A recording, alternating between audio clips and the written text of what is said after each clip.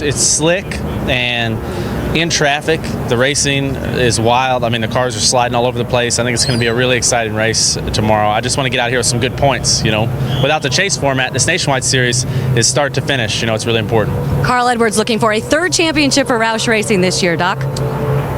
Hoping to be able to win them both, become the first driver to win both the NASCAR Sprint Cup and the NASCAR Nationwide Series title in the same year. Here's Tony Raines, Front Row Motorsports Chevy, his second lap.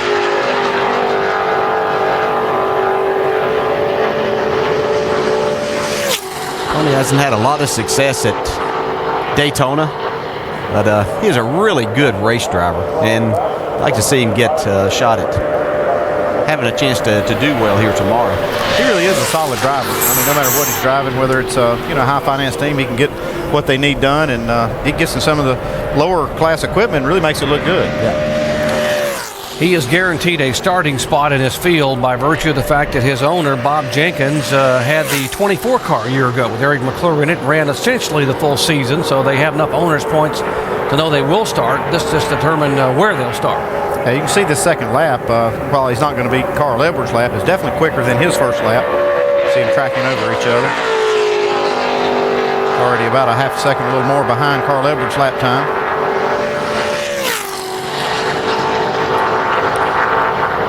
It's teams like this that probably it was more difficult for them not having the test session this year, because they just come here, and even though they have ideas, they don't have a lot of practice time to implement a lot of those things, so it makes it difficult to come here and get these good qualifying laps in. Tony Raines, second quickest of the three cars that have gone so far. That lap, 51.077, so 176.205. Just, I'm so blessed. There's a lot of things going on, and just real happy to be here. And I know I won't be home for Valentine's Day, so I have to wish Deb and Joe and Jade a happy Valentine's Day. A little bit early, but a great going on. We got to face this car going on today. Got a lot of things happening with Kroger and all of their outstanding employees. So I don't have enough time to talk about it all, but I'm definitely a happy camper. Well, you're here with this family for Valentine's Day. All right, and of course, remembering Big Guy down here, and everyone rooting for Jason Keller on the track. Doc?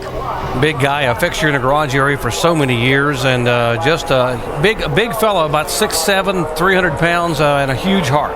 19 years, he told me last year, that it had been where he had not missed a single race. I can't remember ever coming to a Nationwide Series garage area and not seeing Big Guy, so we're going to miss him for sure, and it's neat that Jason's going to remember him that way. Yeah, I can remember the first time seeing him in Martinsville, Virginia. He's on modified then, and that was my first experience getting to know him. And worked for Richie, wasn't yeah, it? that's exactly right. It was really good, and he was just a great guy to everybody, as is Jason Keller, and we all wish him the best of luck this year with this new deal he's got going, and hopefully have a lot of success. Here's a driver that's had a lot of success in this series, 1994 Nationwide champion David Green out of Owensboro, Kentucky. This is the SK Motorsports car. Pete Zakaris, Jared Keeney, the co-owners. A Toyota with Joey Arrington engines. It was a guaranteed spot in the race, but that first lap's not very fast. A 51.68, even if he picks up, a fair amount, 7/10 will still not put him as far up, I'm sure, as he wants to be. He does have a lot of experience in driving these cars and in this type of racing. And really, if you can just get in this race with the draft, the way it works, it doesn't matter really how fast your car runs by itself. He can still take this car and drive it to the front. But one thing I'm noticing is the Toyotas do seem to be off a little bit. Yeah. The fastest Toyota I see on the sheet right now is in 7th spot, Michael Annette. We haven't seen some of the heavy hitters come yet, but the Toyota... Different aerodynamic differences than the ARCA series, so just trying to learn what the car's capable of. And yesterday I had a couple runs where somebody be right up on the back bumper. Unfortunately, it would get the car loose on entry. Do some little things and made me a little bit nervous. But once we got all that squared away, cars are really fun to drive. They dance around a lot, so the fans are definitely going to have something to watch. He's been impressive early on, guys. He certainly has been driving the full season for Penske Racing. First time Roger Penske's ever run a full-time NASCAR Nationwide Series car. Here's Brandon Witt driving for Doug Taylor and Charlie Schaffner. It's a Ford. Brandon out of El Cajon, California. And another driver from El Cajon, right? Some guy in Cup Series racing, only won 3 straight Cup titles. Some good ones come out of there. Jimmy Johnson from El Cajon, California. Brandon, a former winner in the NASCAR Truck Series, won the first race ever for Toyota on a track less than 1 mile, won at Memphis in 2005. taking the white flag, and we'll watch his lap, and let's visit with Kevin Harvick. Shannon? Down here with Kevin Harvick, who yesterday said that you didn't think you were going to qualify that well today. Were you just bluffing? No, these Jimmy John's Chevrolet guys, they kind of live up to the Jimmy John's name. So fast you'll freak there. So the car is really fast too, and we didn't do a qualifying run or anything. These guys have worked really hard on turning this program and working on the details. This is the same car we ran in July here. It was a brand new car then, and we just tried to do all the right things for handling really. And with that came a lot of speed. So really happy with everyone on this car and look forward to tomorrow because it drives really good. All right, Kevin Harvick's already been to victory lane once here in Daytona. He was the shootout winner last weekend. Doc? And he won this race, Shannon, back in 2007. Trying to do it again, a two-time series champion. Let's see what Brandon can do. First time by 51.65, which put him the slowest in the field, and he picks it up a little bit to 22nd overall. About Harvick, he become a quick pitch man down there, didn't he? He thought so fast. Think about that all night last night. Go and make that work, and you've done exactly that. Is working for Dale Jr. A big name there. Has that put any more pressure on you to do that, or has it kind of made it easier because you knew you had the equipment and someone behind you like that? Well, I think there's positives and negatives. Obviously, having the equipment, having a strong team with guys like Tony Uri Sr. leading as crew chief, that's been huge for me. And then the cars and equipment that have come with the merger between Hendrick Motorsports and Junior Motorsports have been awesome. These cars are flying, they're running great. But yeah, there's a little bit more pressure that comes with that, and you just have to deal with it. It's a large fan base that Dale has with it, and that there comes some pressure and expectations with that. There's another driver who got a shot a few years ago from Dale Earnhardt Jr. because they were friends. Martin Truex, who's on the pole, by the way, for this year's Daytona 500. Here is Scott Lagasse Jr., one of the rookie competitors, one of 7 drivers who will run for Rookie of the Year, and driving for the Mullet brothers, Brian Mullet, Tony Mullet. This is a Toyota which has an alliance with Joe Gibbs Racing.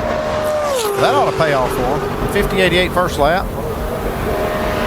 That alliance with Joe Gibbs should be a big benefit to this team. Yeah, it should really help them. They were really good yesterday in drafting practice. His car, he ran a lot of laps, and it looked like his car really stayed under him. It's really hard for these teams, these single-car efforts, to be competitive in this series when you're going up against people like Joe Gibbs Racing and Hendrick Motorsports and Junior Motorsports like you drive for, Brad.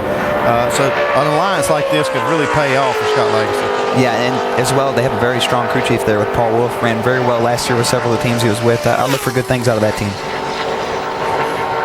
You told us about Kevin Harvick's car looking a little different. Anybody else we've got coming up that you said, well, this is going to be a fast car? You noticed anything? Well, I really feel like Kyle Busch is the one to watch out for. The 18 and the 20 team have been very strong and been on the pole here, several times in the last few years. In the Nationwide Series car, as a car owner with this one as well, why? That's the first question. Well, we have a lot of stuff going on, and if you were to come down here and not, or I should say, if you didn't come down here, then you're not locked in for the rest of the year. And I think we're really close to getting some sponsorship packages done. They should have been done by now, but we just didn't do it. So we're coming down here just trying to get this going, establish our what we're going to do this year, and these things come together in the next couple of weeks. We're going to be in good shape. Best of luck to you, Joe. Front row Joe. Doc? Well, what a tough week it has been for him. They had, including the truck driver, they had 3 total people working on the Nationwide car. Yeah, it's a family that's really put everything into this sport over the years. We see that's John Hunter, even some Nemechek, that's Joe's son. Yeah, some sponsorship, and we certainly hope that happens for him. Speaking of sponsorship, you've got new colors, same number, but new colors and a new sponsor this year. Yeah, very fortunate to have GoDaddy.com for the majority of the races, and then the Unilever brands. Very fortunate to have all of them, in these tough times, and then Delphi as well, which is near and dear to my heart out of Michigan. So very fortunate to have them as well as Chevrolet here back in the series, and we're all fighting hard. Jumping on board just in time for that first championship, huh? That's right. That's the plan right there. We're going to run hard for it, and I think we've got a strong shot at it, and got some great partners to go do it with. Kenny Wallace on the track to qualify. He was second fastest in that final practice session on Thursday. We'll see what he can do. You heard earlier in the interview, he was a 3-time most popular driver. We heard him talk about the key thing is getting his car to handle it and who could stay wide open in the throttle. That's going to be the key tomorrow, right? Who can be in the throttle the most? Yeah, without a doubt. You're not going to win at Daytona if you have to lift. So, I know my team worked really hard to get my car to drive that way. Kenny clocks in 19th overall at a 50.698 second lap. It's been really good so far, so I'm looking forward to a great season and gonna have a good starting spot tomorrow. We just bottomed out pretty hard down there in 1 and 2 right on the bottom, right with the front end, so it kind of hurt some of our speed, but all in all it was a good lap and pretty happy with these guys. Proud of them for sure. Now, when you got loose in practice between 3 and 4, what happened? Have you figured it out? Is it something that you might have to deal with in the race? I mean, when you get that far along on tires, it's going to become a handful. But you know what it was is going into the corner, old tires, the wind blowing. We put fuel in it on old tires, and it just caught me out. You know, it's trimmed out. It's built for speed, and out front it's really nice. So you just got to be careful what position you put yourself into. But tomorrow's going to be fun, and we'll be hanging on. Jason Leffler starting up front is something we get very familiar with at these restrictor plates. Doc? I think he'll be taking some of those guys to dinner tonight after the way that car ran. They pieced that car back together from the C panel on back. Joe Nemechek, 1992 Series champion. We mentioned he's a 5-time pole sitter here. And he would be in line for a champion's provisional if the 16 car gets in on speed. Greg Biffle. Biffle would get the first option on champion's provisional, being a 2002 champion. I don't think we're going to have to worry about that because I think Joe's going to get in on his lap time. Yeah. That first lap was pretty good. If he picks up about what we've seen some of these other cars, I don't think he's going to worry about that. He can get in just on his lap speed alone. Yeah, well, not that these first 30 that went out weren't important, but business is getting serious now for these next 20 cars that are going to try to drive their way into the race. Yeah, those first 30 cars were guaranteed into the race. They were just trying to get out there and get their starting position. These people that are going from here, from Joe on back, these guys have to make it on their lap time. If they don't run fast enough, they go home. Told you they had, counting the truck driver, they had 3 total crew members, and they were all smiling. So what are you smiling about? I said, we got 2 things on our side. We got Joe Nemechek, and we got Hendrick horsepower. We just saw Brad. Really well, not so concerned about speed, just trying to get it to drive well, because we think handling is going to be a premium even here in February, and we think the field might get strung out. So the guy that can handle well and keep the throttle down is going to be the guy at the front. Greg Biffle often at the front. Shannon Spake. Yeah, Vince, down here with Kyle Busch running for a championship in this series this season. You know what it takes to win here at Daytona. How close is that car? It's good in race trim. It feels great, but for some reason we've just been struggling straightaway speed here. We can't get it above 7150 on RPM. We've had the restrictor plate change for the Toyotas as well as a gear rule change, so both of those tend to hurt us a little bit. And Joey's car, it's been slick. It's been slick the whole time last year and everywhere, so we expected him to be about a 1/10 and a half, 2 tenths quicker than us anyway. So 38, those guys did a good job putting their piece back together, but I think our interstate batteries Camry should be good tomorrow, and we'll see how it races and see what we can do with it then. All right, I got to ask you, your coach, Coach Gibbs, he flipped Norm Miller, Interstate Batteries chairman, in a charity golf course race or a kart race. Do you feel like you owe Interstate Batteries a win now because of what Gibbs did? No, Gibbs owes a lot more than what I owe, so that was fun.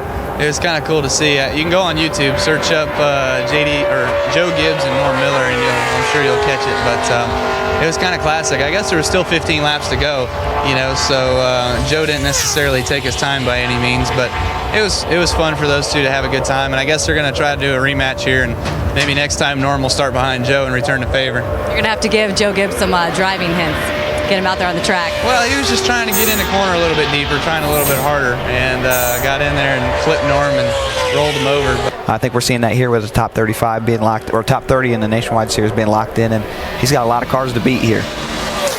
Brian is about 2.5 years older than Brad, 27 years of age, and of course it is Dad, Bob Keselowski, the former ARCA champion, and Uncle Ron, who are a part of this operation. They told me in the garage area yesterday, Brian did, that he hopes to run 2 cars coming up in California and Las Vegas, and maybe have Dennis Setzer drive the other car. Dennis has had a long history with your family. Yes, he has. Dennis actually drove for my family, while I was growing up, and I learned a lot from Dennis. A lot of the things I do as a driver, I learned from him.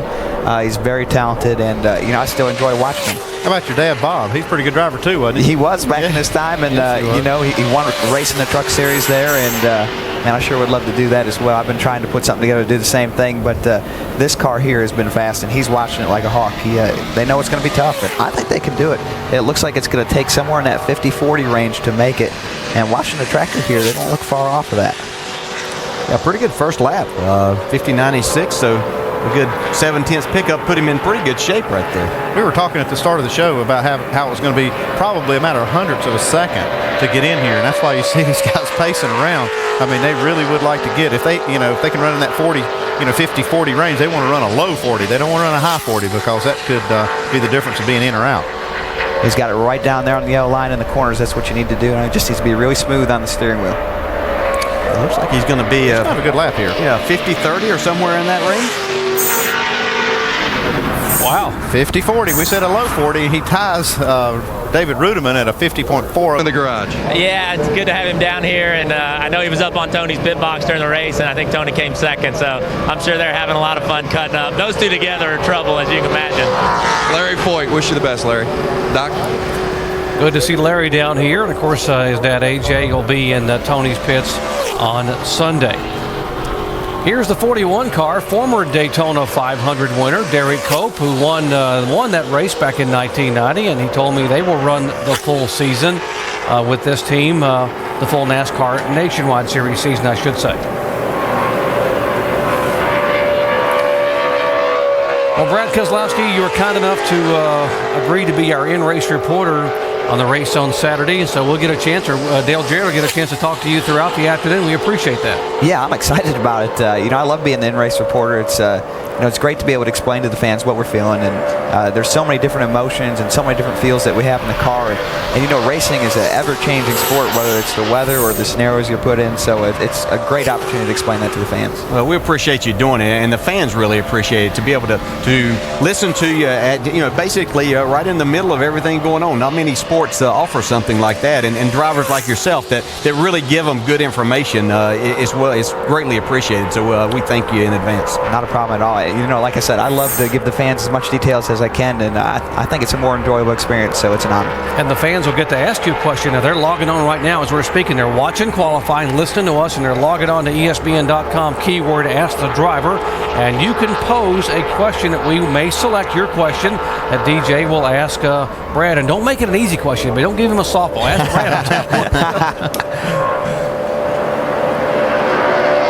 There's Derek Cope finishing up his qualifying effort. 51.07. That one may not make it. I think dropping down a little bit farther there. We need the Verizon Wireless Dodge up front. You can take care of that as soon as the green flag comes out, though. Yeah, I think so. I think we'll have a really good car, so I'm not complaining. It's that pedal on the far right. Yeah, that's about the only pedal I've used this weekend, so that's good. Again, there are 49 cars that are here now. We'll go out to qualify. 43 will start. 6 will not make the show. And the 3 of the go-or-go-homers that have been locked in, obviously, are the 18 of Kyle Busch, the 87 of Joe Nemechek, and just a moment ago, the 26 of Brian Keselowski. Here's Stanton Barrett, who sold his racing team during the offseason, and although he will drive some of these events, he does not own the car anymore. He's going to go full-time IndyCar racing. And we will see him as well in our coverage of this year's Indianapolis 500. And that guy can do everything. He races stock cars, does stunts out in Hollywood. Now he's going IndyCar racing. What's next for Stanton Barrett? I don't know. Some of the stunts I've seen him perform, this is basically nothing to him. I mean, come out here and do this. I wonder, in an IndyCar versus the stock car here, I wonder, what the difference is going to be for him. I mean, making the transition back and forth. And that's not going to be, a lot of guys, if they're coming from the open wheel side, they jump into it, both feet in, and he's gonna try to delve back and forth, and I think that's going to be really tough. Actually, he said he goes from California next week, where he's going to race in the Nationwide car, flies cross country to test in the Indy car here in South Florida, and may try to pull off a double in May to run the Nationwide race at Charlotte the night before he goes back to Indianapolis to run the Indy 500. A lot of traveling. It is. It takes a lot of talent and a good, strong mind to be able to, as you were talking about, know the differences. I mean, obviously you're going to know which car you're in, but the things that you have to do and concentrate on. I mean, driving an Indy car at Indianapolis Motor Speedway is, wow, the level of concentration, the speed that you're getting there versus one of these Nationwide cars anywhere, especially like at Charlotte. He's going to talk about a double duty thing because, these things don't drive great. They're kind of top heavy in comparison. See, he has his hands full right there. Yeah, we see Stanton Barrett really fighting the wheel a little bit, even qualifying right here. And you were talking, Justin, about how the track has got more character than it's had before. Tell us a little bit about that, and what do you expect to see tomorrow as far as the track condition? Well, every year you come here, everybody knows this place. Go for it. Joey Logano is 5th. And here's the 56 car on the racetrack. That is Larry Foyt.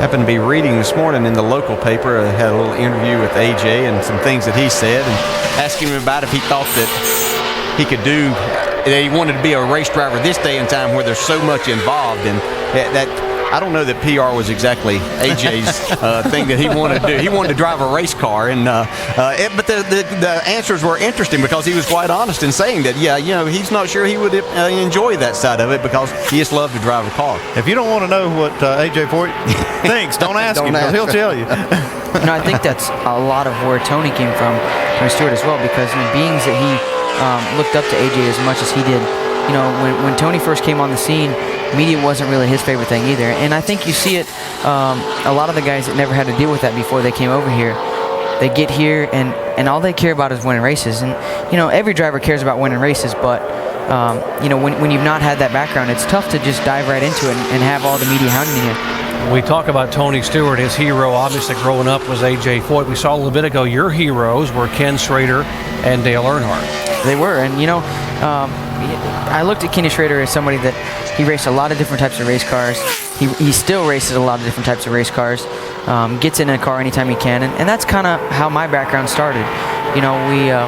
We started early and just started racing a multitude of different kinds of cars, and felt like that was the only way we were going to be competitive if I wanted to make it to this level, and that's been a big part of it. Have you raced with Kenny in the ARCA series? Oh yeah, raced with Kenny many times. We've had a couple times where we've been 1-2. We raced side by side for the last couple laps at Toledo a couple years ago, and it's an honor to run with him. I mean, he's a great driver, and I feel really comfortable racing around him. So that's been a good thing. And Larry Foyt will clock in 30th. That locks in Mike Wallace. Statement here today, Doc. He certainly has. After winning Rookie of the Year, he's a former Lonesome Pine Speedway track champion, and the legendary Ben Barnes built his engine. He's a hometown guy from Asheville, North Carolina, and built some great engines in the past, and got to be proud of that effort. Absolutely. Here's Scott been at Wimmer. it a long time, hasn't he? Oh, he certainly has. Scott Wimmer, who won a race a year ago, driving for Richard Childress Racing at Nashville, out to get qualified in the Key Motorsports Chevy.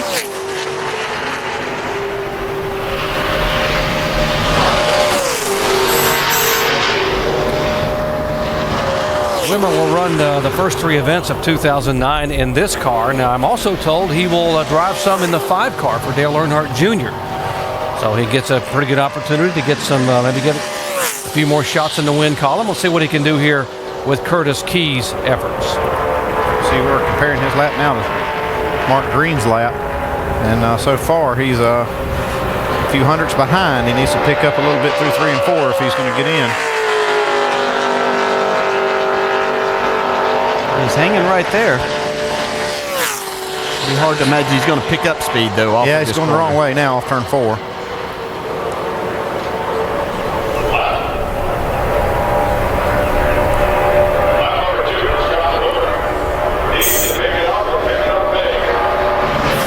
Quite get there. Tony Stewart 5th, Biffle 6th, and Danny O'Quinn right now 7th. Logano, Reagan, and Edwards rounding out the top 10. Just had a little problem with the 91 car. Terry Cook is going out of order. He was supposed to go about 3 or 4 cars ago, but looks like they've got it fixed and back out here to make a qualifying run. He's going to be the last car.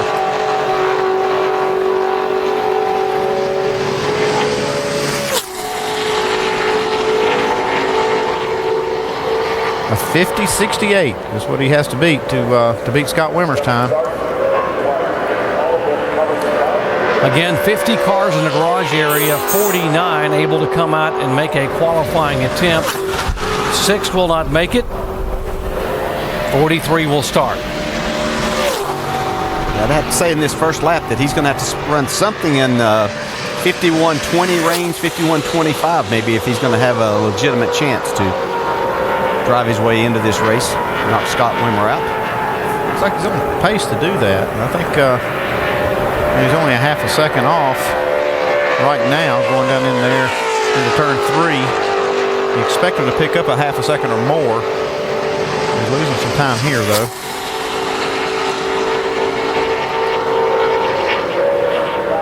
Yeah, pretty good first lap here.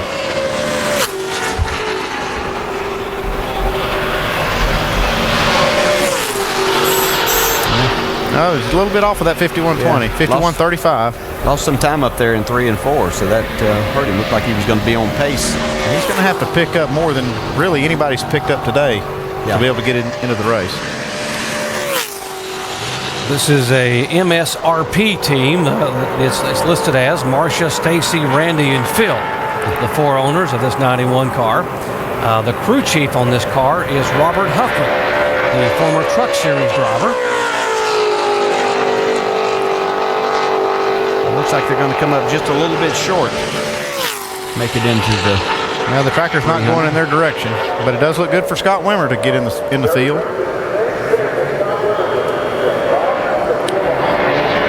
Terry Cook will flash by. Will he do it? And no, not quite enough. That to get him in the field, and that will lock in the 40 car of Scott Wimmer into this year's Camping World 300. So qualifying his history here at Daytona for the season opener, and Kevin Harvick has won his 18th career NASCAR Nationwide Series pole. That ties him with Tommy Houston